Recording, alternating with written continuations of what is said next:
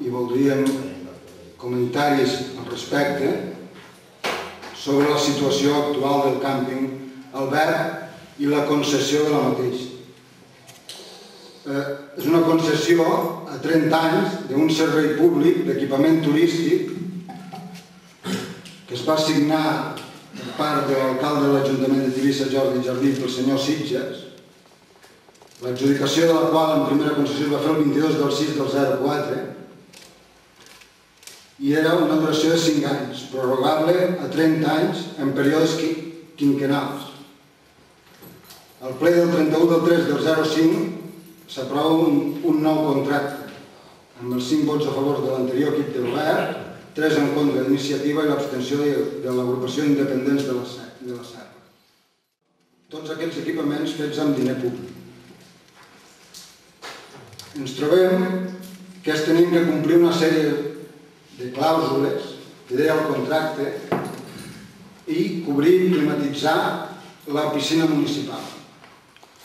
Les obres de climatització i cobriment havien d'estar acabades amb un primer pacte el 31 del 12 del 06. L'Ajuntament va fer una aportació per a aquesta obra de 180.000 euros en el moment de la concessió.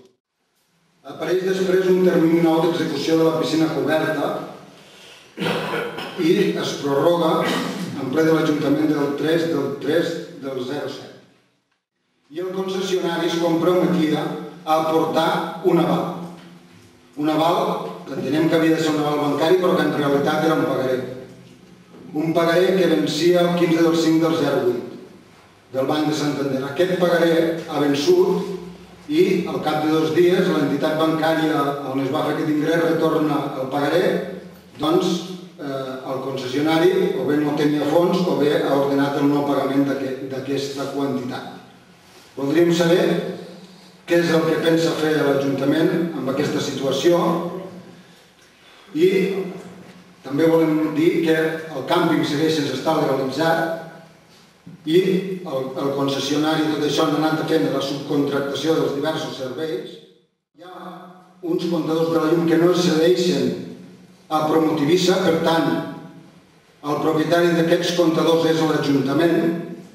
Per tant, les factures que hi ha pendents les ha hagut de pagar l'Ajuntament, entenem, perquè es torni a posar el comptador que FEC s'havia retirat. Per tant, entenem que seguim pagant entre tots una activitat privada.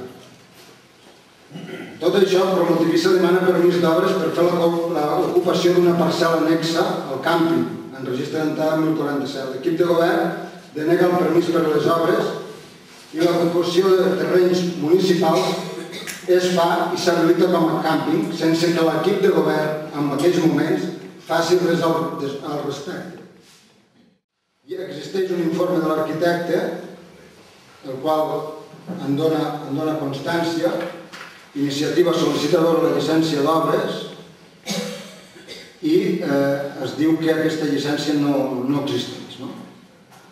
A tot això, el Departament multa Promotivissa per no disposar de l'autorització pertinent al registre d'activitats i empreses turístiques i ho qualifica com infracció greu.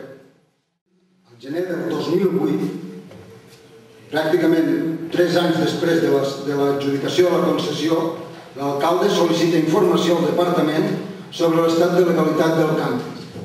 Evidentment, el departament contesta que està sense legalitzar. El 13 del 3 s'inicia el decret d'expedient del rescat de la concessió administrativa. Apareix un escrit d'entrada en registre d'entrada 998 del concessionari en la seva defensa, on descriu la inutilitat de l'obra de cobriment de la piscina i la manca de capacitat de la mateixa. En el mateix escrit diu que no és cert que només estigui un 2,4 de l'obra executada. I es remarca que hi ha una falsificació de la seva signatura en la cessió del comptador de la llum. Això ho diu l'escrit del concessionari. Jo què volen que els digui? Vostès és qui va fer la concessió.